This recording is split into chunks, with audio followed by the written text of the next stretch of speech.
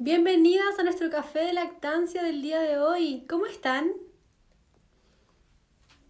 Hoy tenemos un tema que yo sé que a todas les interesa porque tiene que ver con nuestra salud emocional y con nuestro bienestar durante el embarazo y también durante el puerperio. Vamos a hablar acerca de la salud mental materna.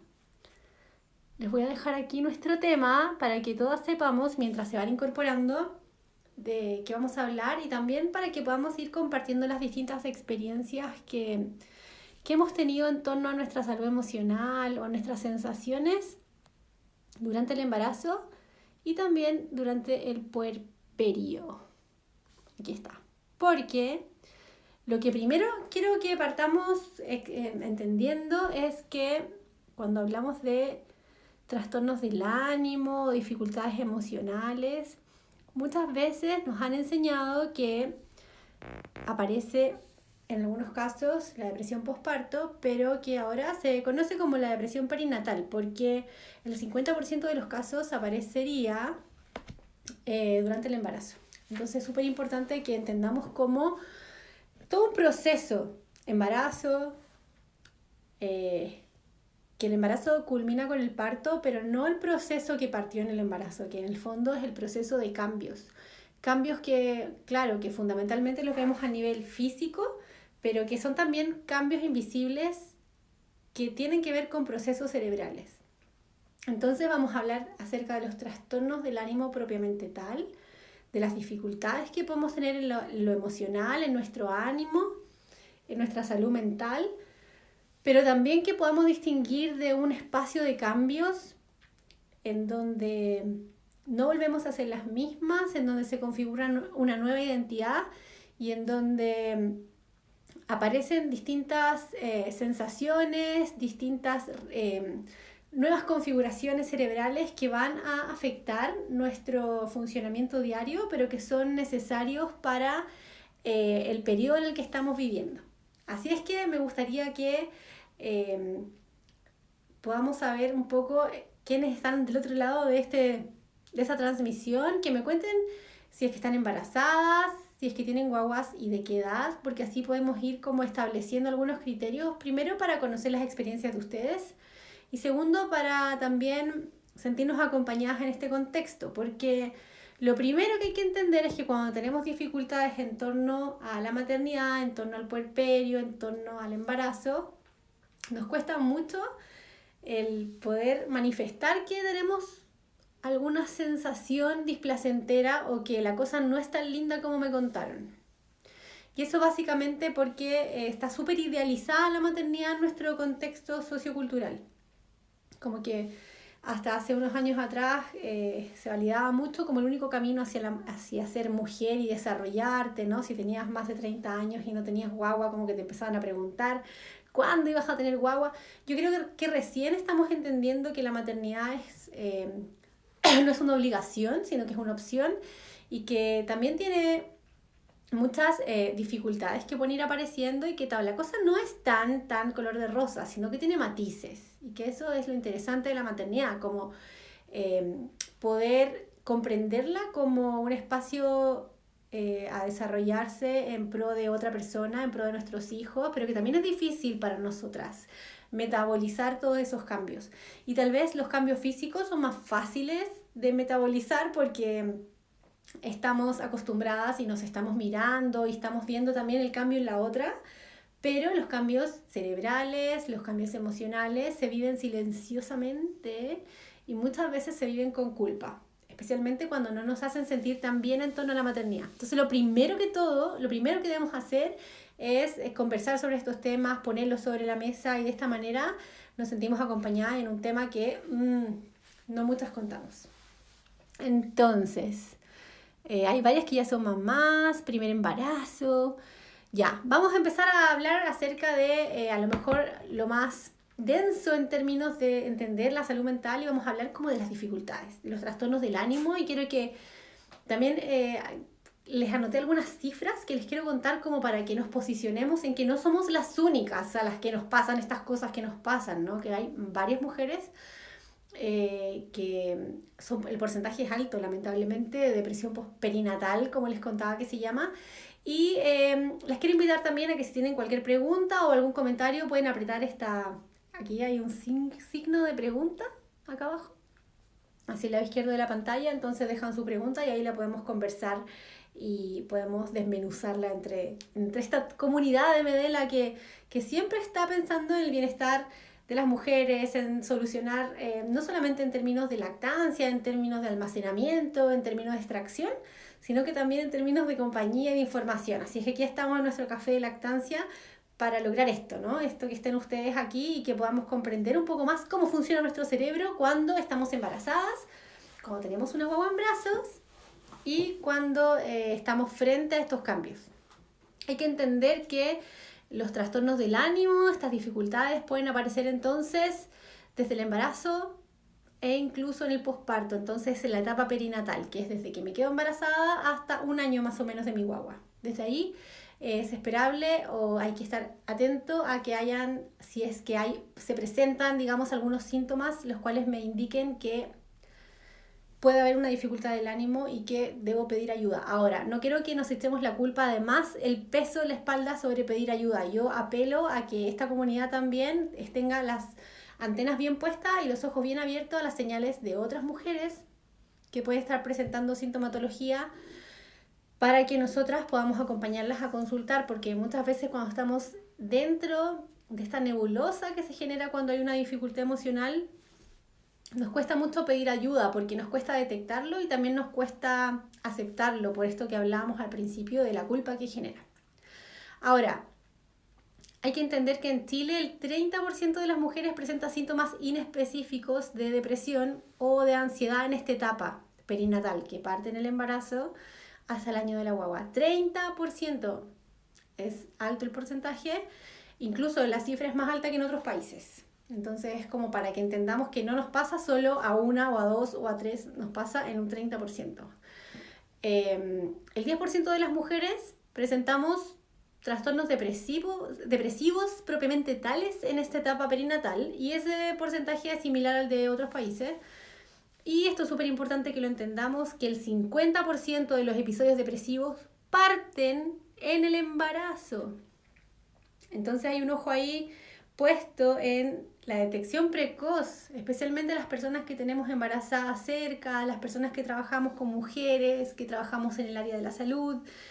Entender cómo algunas verbalizaciones de las mujeres que estamos embarazadas pueden dar luces de una posible dificultad del ánimo en torno al embarazo y que puede ser detectada en el embarazo para que en el fondo se pueda generar un tratamiento y evitar que eso afecte a la diada madre-hijo. Entonces, muy interesante esta cifra, que este 50% se inicie en el embarazo, que es algo que no todos manejábamos, que es una información que está más o menos que está actualizada y que tenemos que tomarla en nuestro quehacer diario, especialmente si es que trabajamos con mujeres. Vamos a partir hablando acerca de algo que se llama baby blue y que es como algo normal que le pasa a las mujeres, que no es un trastorno, que lo presentamos entre el 40 y el 60% de las mujeres embarazadas que tenemos una guagua o que estamos en posparto y que fundamentalmente aparece en el posparto, que lo conocemos como disforia posparto, pero se llama también coloquialmente como baby blue, que es este cambio que es hormonal y que es que comienza inmediatamente el parto y que se resuelve, es decir, la sintomatología aparece 24 o 72 horas, no más tiempo. Es decir, que si estoy más de 3 días con esta sintomatología, ya no va a ser baby blue, ya no va a ser la disforia postparto, que no es un trastorno, sino que ya tengo que pedir ayuda.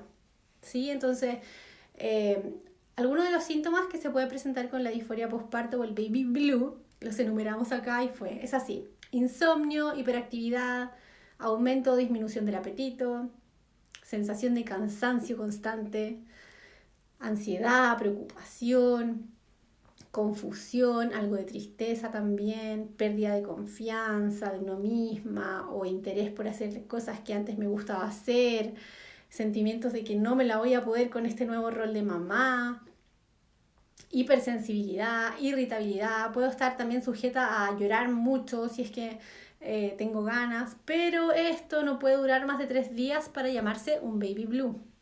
Eso es fundamentalmente el baby blue, que este desencadenar del parto va a mover muchas emociones, muchas hormonas, y eso está bien que pase porque finalmente las hormonas permiten que yo me ajuste, que mi cerebro cambie y que pueda responder a las necesidades del recién nacido. No es una patología, no es un problema que se debe pedir ayuda más que a la red de apoyo. Al decir que es normal, no digo que no pasa nada, dejémosla sola. Digo, no, hay que acompañar, hay que estar ahí, hay que contener, porque contener a la madre es fundamental para que esa guagua también esté bien, los dos estén bien, pero no es algo de qué preocuparse, ¿sí? Ahora, después aparecería como la depresión perinatal propiamente tal, depresión postparto, que en el fondo va a tener 4 síntomas que son fundamentales, que si ustedes los ven en alguna mujer que esté embarazada o que haya tenido una guagua, inmediatamente tenemos que instarla o sea, como motivarla a pedir ayuda, llevarla a pedir ayuda, etcétera, porque es muy importante que no se deje estar, ¿sí? Eso hay que tratarlo, no nos sirven frases de autoayuda, no nos sirven nada más que un tratamiento serio con un médico que sepa lo que está haciendo, un psicólogo que sepa lo que está haciendo, ¿sí? Como para poder ayudar a esa mamá. Está bien es tener una red de apoyo, compañía, etcétera, pero es una dificultad médica, no es una dificultad de la voluntad, ni una dificultad que la persona no quiera salir ni ver lo lindo de la vida, no, es una depresión. Y eso hay que tenerlo muy claro. Los 4 síntomas son desánimo, ya sabemos que va a durar más de 3 días, digamos, para que sea como una dificultad del ánimo. Deterioro de la autoestima, fundamentalmente. Incapacidad de sentir placer por las cosas que antes le gustaban. Por ejemplo, si le gustaba mucho una serie de televisión, ya no le va a interesar. Si es que le gustaba escuchar cierta música, ya no le va a interesar, etc. Y además algo que se llama labilidad emocional, que es que como que sin un gatillante específico cambio mi tono afectivo. Es decir, estoy llorando, de repente me río, después vuelvo a llorar, después me da rabia. ¿Sí? Esa labilidad afectiva también es un síntoma cardinal, como se llama, así como propiamente tal de una depresión perinatal o posparto. Entonces es importante que los podamos mirar. Cuando hablamos de esta imposibilidad de sentir placer, vamos a dejar de lado todo lo que tiene que ver con el placer sexual que a lo mejor antes la mujer o nosotras podíamos sentir frente a una relación sexual, o el desinterés que podamos sentir hacia una relación sexual, porque claramente todo lo que es la libido, todo lo que es nuestro deseo va a apagarse durante un tiempo, en algunas mujeres durante un tiempo más largo, en otras mujeres durante un tiempo más corto, pero ese como apagar el deseo tiene que ver con el preocuparte del cachorro, de la guagua, de mamíferamente enfocarte hacia tu hijo y no hacia lo que te genera tu pareja, porque si no podríamos descuidar, tiene como ese chip mamífero en que pensando en que pudiésemos descuidar al cachorro si nos vamos de fiesta con nuestra pareja, ¿no? Pero es completamente adaptativo. Entonces, tenemos 4 puntos cardinales que son desánimo, deterioro de la autoestima, anedonia, que es esta incapacidad de sentir placer, donde vamos a sacar el deseo sexual, porque aquí no nos va a dar un indicador, y la labilidad emocional, ¿sí? Que es este vaivén. Ahora, también podemos presentar desconcentración, irritabilidad, rechazo, rabia, ambivalencia, angustia hacia la responsabilidad del rol de la madre, culpa, y algunos también síntomas obsesivos, que es cuando se nos mete una idea a la cabeza y tiene que funcionar así, porque si no pudiésemos estar en riesgo, tipo limpiar algo, o cerrar, o abrir, o etcétera. ¿Sí? Es muy importante también que entendamos que estos síntomas aparecen dentro de las depresiones perinatales muchas veces, y que el punto de distinción es que las depresiones perinatales muchas veces dejamos de lado el bienestar de la guagua. No somos capaces de hacernos cargo del bebé, pero no porque tengamos miedo, porque sintamos que no somos capaces, que son como dudas que pueden aparecer de manera normal, sino que como que si llora no me importa tanto responder a sus necesidades, ¿sí? Como que siento que estoy dejando de lado también a mi guagua.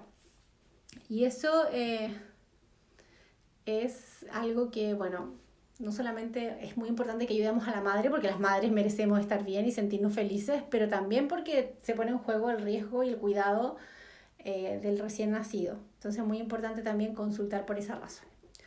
Ahora, ¿cuándo estamos más en riesgo de tener alguna dificultad emocional o alguna dificultad de esta índole? Cuando hemos tenido alguna historia de pérdida en nuestra vida, pérdidas vinculares cualquiera, embarazos que no han sido planificados, cuando tenemos conflictos con nuestra pareja, cuando nuestra red de apoyo, cuando no tenemos red de apoyo, cuando estamos estresadas y bueno, básicamente cuando tenemos poca red de apoyo. Serían como factores de riesgo. También haber tenido historias de depresiones anteriores, depresiones mayor también.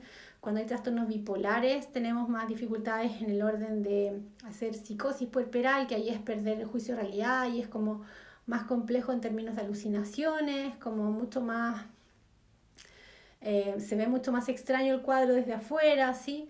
Entonces es bien importante que entendamos que como estas depresiones perinatales también son subdiagnosticadas, es decir, son diagnosticadas menos veces de lo que de verdad deberían ser diagnosticadas porque lo vamos a esconder por culpa. ¿Sí? Muchas veces le vamos a decir al médico que nos sentimos bien, que no pasa nada, que no hay ningún problema, porque nuevamente como la maternidad está como mirada desde lo idealizado, muchas veces nos vamos a sentir culpables o diferentes, si es que sentimos estas cosas medias ambivalentes hacia nuestra guagua o hacia el ser mamá. Entonces, lo primero es permitir como esta apertura y el conversar sobre estos temas. Por eso los círculos, por ejemplo, de grupos de lactancia son súper positivos porque ahí uno puede conocer las realidades de otras mamás, uno se da cuenta que no le pasa solo a una, pero también cuando tenemos alguna dificultad severa entendemos que no somos las únicas.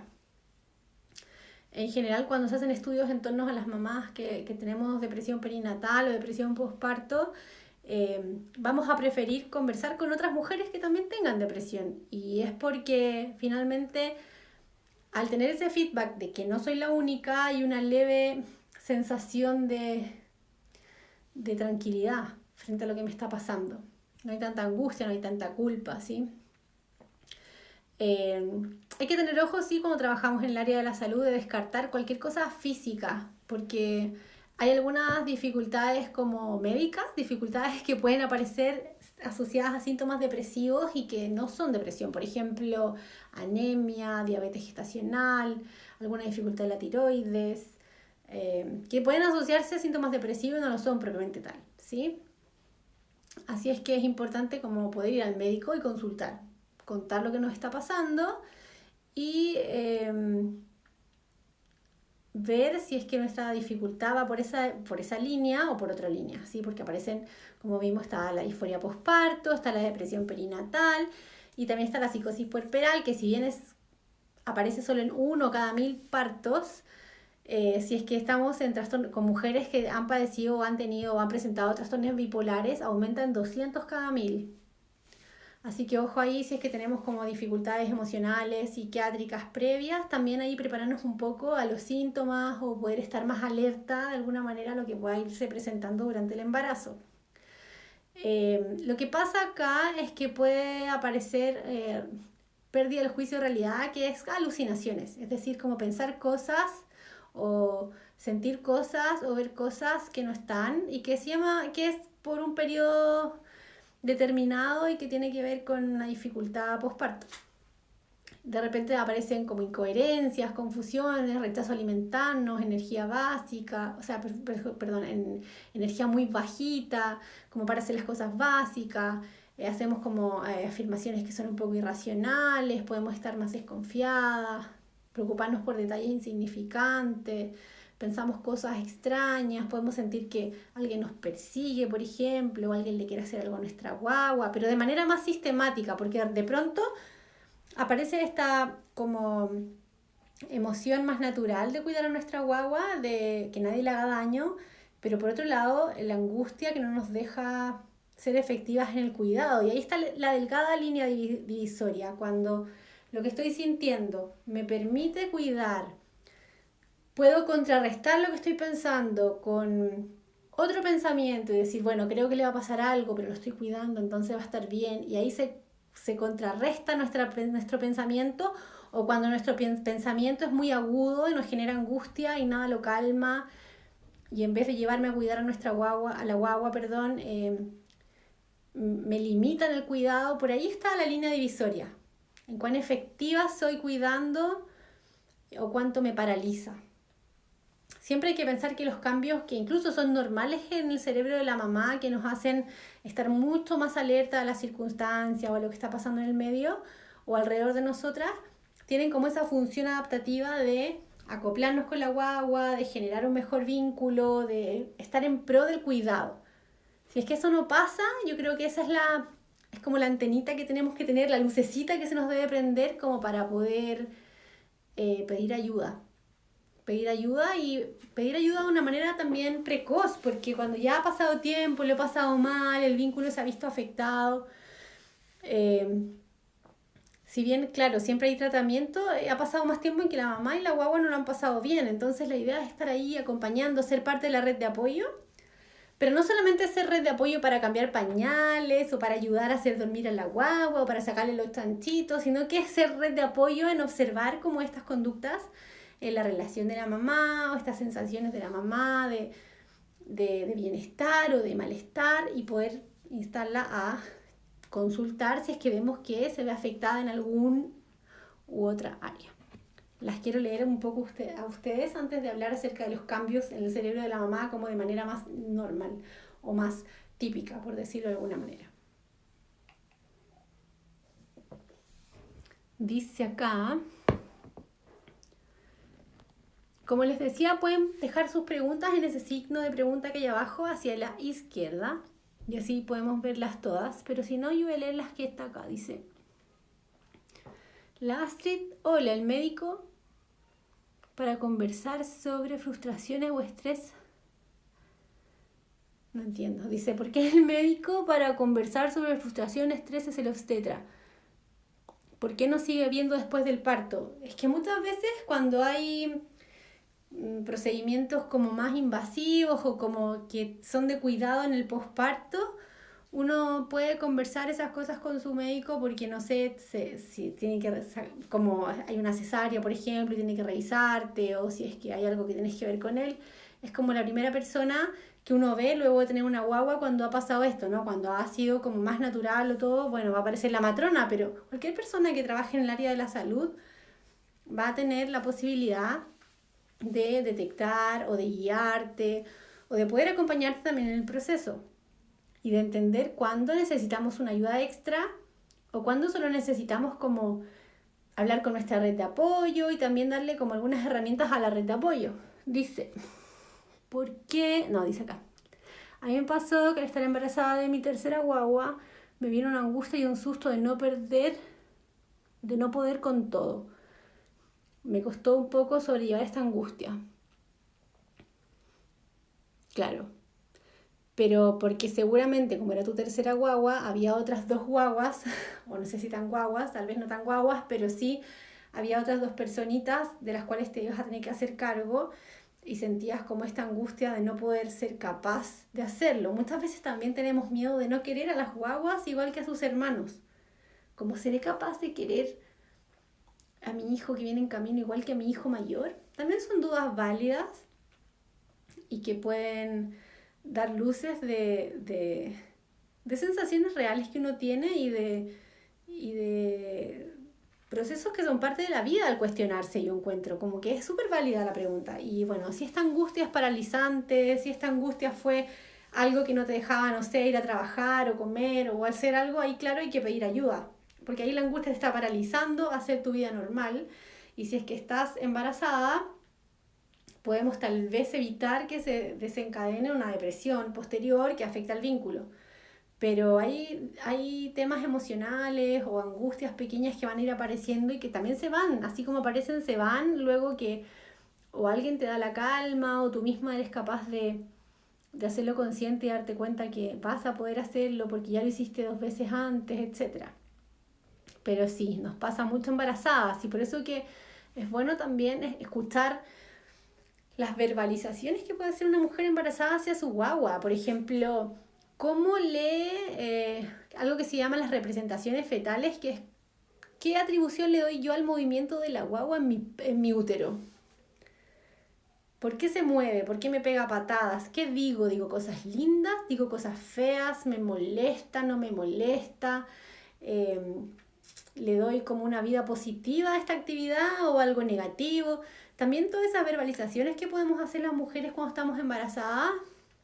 De hecho hay una escala de evaluación de estas representaciones fetales que nos pueden dar como luces de un peligro de depresión postparto, de trastornos del ánimo, de dificultades emocionales, de dificultades de vínculo, e incluso predecir el tipo de apego que vamos a tener con nuestro hijo cuando nace, solo por las representaciones fetales que vamos a tener. O sea, es algo potente. Realmente esto es un proceso, no es algo que parte cuando nuestra guagua nace, es algo que parte cuando se produce la concepción en el fondo.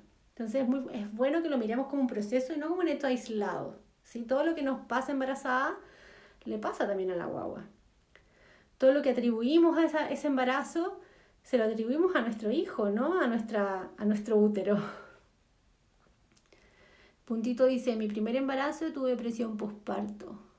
Me duró casi 2 años. Mi hija hoy tiene 5 años. Tuve mucho apoyo de mi pareja. Hoy tengo un bebé de 10 días y me siento completamente diferente. Sí, cuando uno tiene depresión postparto como que vive en una nebulosa, como que después los recuerdos son como un poco en gris. Y sí, uno puede comparar cuando tiene una guagua sin depresión postparto y cuando tienes una guagua con depresión y es como un mundo distinto. Imagínate cómo lo vive la guagua, es que ese es el tema. Para vincularnos necesitamos que nuestra mamá refleje y que nuestra mamá también nos dé ese feedback. Entonces, no es para sentirte culpable cuando tienes esta dificultad, sino que es para que entendamos los que no tenemos depresión, que tenemos que ayudar a una mujer que tiene un trastorno del ánimo, porque eso afecta en el vínculo, y no solamente en el vínculo, sino que en los patrones de apego que va a tener esa guagua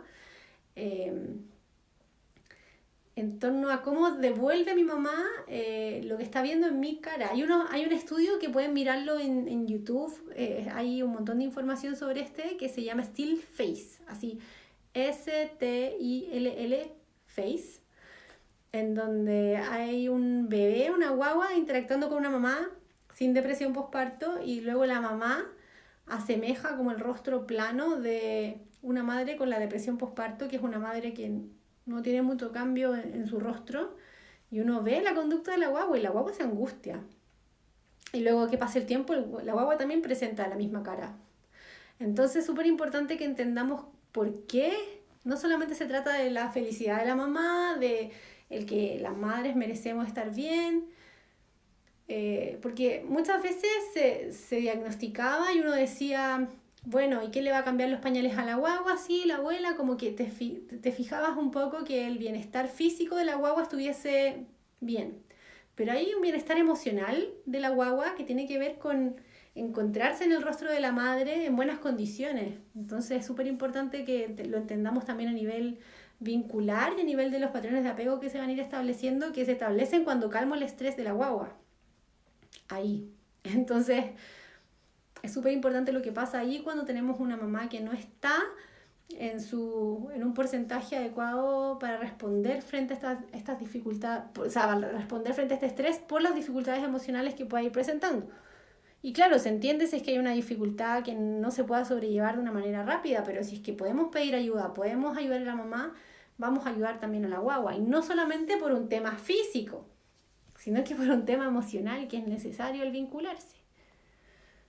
Vamos a leer. Mariel dice, yo hablé con mi matrona, me dijo que lo que sentía era normal y que era hormonal. Claro, porque hay un cambio cerebral que es normal. Soy mamá de un recién nacido de 23 días y los 5 primeros días estaba con un nivel de estrés que nunca había sentido. Tenía mucho miedo que le pasara algo con los gérmenes y los virus. Claro, pero fueron los primeros días, ¿no? Ahí podríamos ver si están dentro del criterio diagnóstico de la disforia postparto que vimos recién, o baby blue, que cuando son 72 horas, 24 o 48, está súper bien, es parte del proceso. Pero si se mantiene más días, ahí ya no es normal, no es como típico. No quiero decir normal o anormal, porque si nos pasa, es como que nos pasa. Ya vemos que nos pasa el 30%, tampoco es tan anormal, pero sí es de cuidado, hay que pedir ayuda, no nos podemos quedar solas ni decir así es la cosa, porque no es así, ¿no? Hola, el médico para conversar. Ah, perfecto. Que esa pregunta era del ginecólogo, ya la leímos. Bueno, los cambios en el cerebro de la madre son cambios en los que hace que el cerebro fundamentalmente sea más efectivo en todo lo que tiene que ver con vincularse, con leer a la guagua. Muchas veces nos dicen así como que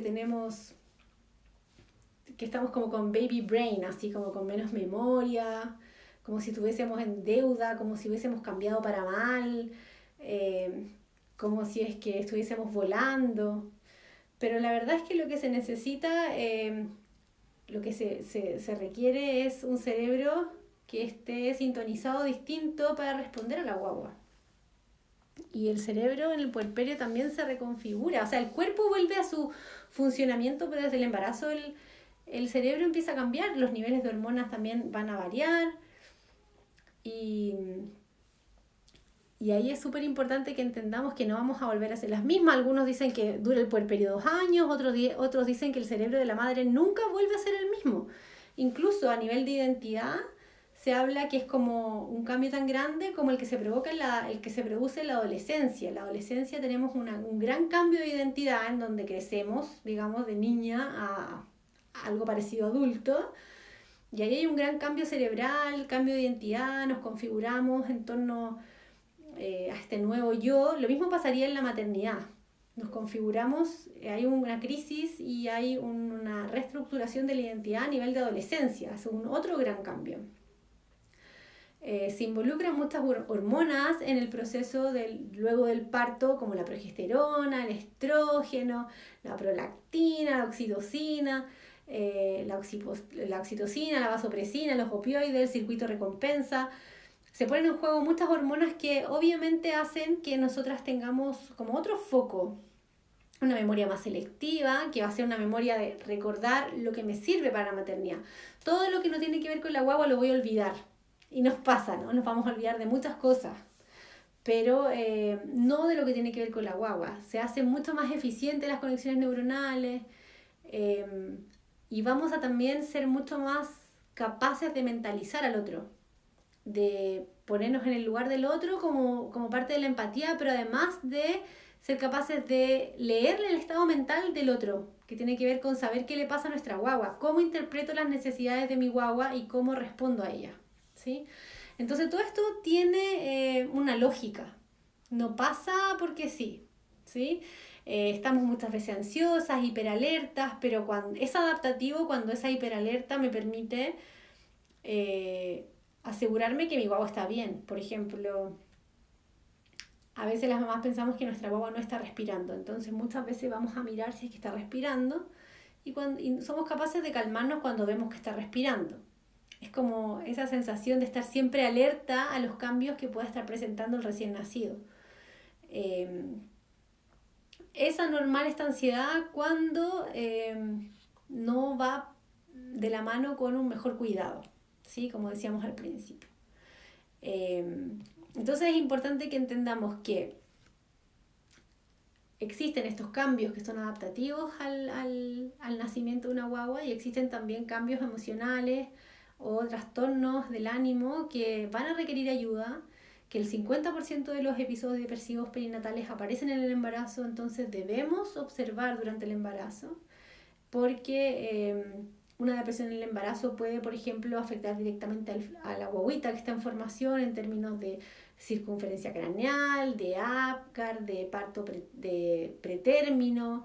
El cortisol, además, que es lo que se secreta cuando estamos estresadas, también pasa por la placenta y también puede afectar a la guagua. Entonces es muy importante que podamos detectar estas pequeñas cosas estos pequeños síntomas que pueden ir apareciendo, seamos cercanas a alguien que está embarazada y más aún si es que trabajamos en el área de la salud y estamos en contacto con mujeres embarazadas o con mujeres puérperas, porque somos responsables de detectar precozmente para también brindar el apoyo a las madres que lo necesitan, y porque finalmente eso va a ir de la mano con un mejor desarrollo emocional de las guaguas, un mejor desarrollo también físico de las guaguas, y también un mejor vínculo y un bienestar materno mucho mejor. Así es que bueno, estamos todas acá para aprender, para conocer nuestras experiencias y también para brindar apoyo a todas las mamás que lo necesiten. En Medela, en su showroom, hay un espacio en donde las madres podemos encontrarnos, en donde puedes ir a probar todos los extractores que tú quieras, probarte todas las copas, probarte el sostén, conversar también con las personas que trabajan ahí, que son personas que están altamente capacitadas en lactancia, en extracción, en conservación de la leche, en distintas soluciones para la lactancia, para las madres, y también podemos conversar si es que dos o más madres se juntan, porque siempre eso es beneficioso. Así es que agradezco a esta comunidad, este espacio. Nos encontramos en el próximo Café de Lactancia. Propongan temas, a ver de qué podemos hablar la próxima sesión de este Café de Lactancia Medela. Y las invito a que compartan esta transmisión si es que les ha servido en algo. Nosotros lo vamos a dejar arriba 24 horas y luego sube a Instagram TV también de Medela Chile, en donde están guardados todos los cafés de lactancia que hemos hecho hasta ahora para que puedas mirar, escuchar distintos temas y también acompañarte en esta etapa, ¿no? Necesitamos compañía, necesitamos también informarnos, pero por sobre todo compartir nuestra experiencia y sentir juntas que no estamos solas. Así es que les doy un abrazo a todas, gracias por haberse conectado esta noche y les mando un beso muy grande. Nos vemos en el próximo. Chao, chao.